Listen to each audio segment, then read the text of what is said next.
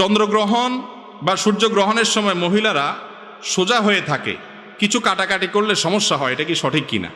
এটা কোনো কথা হলো? এই যে কয়দিন আগে চন্দ্রগ্রহণ হয়েছে, অনেক দীর্ঘ সময় ধরে, এই পুরো টাইম ধরে বেটিরা সোজা হয়ে থাকবে, এটা কোনো কথা?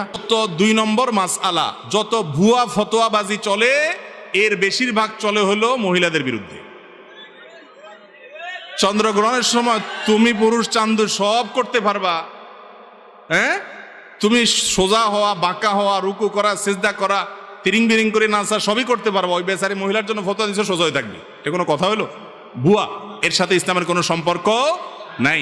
চন্দ্রগ্রহণ সূর্যগ্রহণ সময় কিছু কাটলে, অনেকে বলে যে কিছু কাটলে এই এটা গর্ভবতী সন্তান মেয়েদের জন্য বলা হয়, এই সমস্ত কুসংস্কারগুলো বলা হয় যে এটা কাটলে সন্তানের ক্ষতি হবে।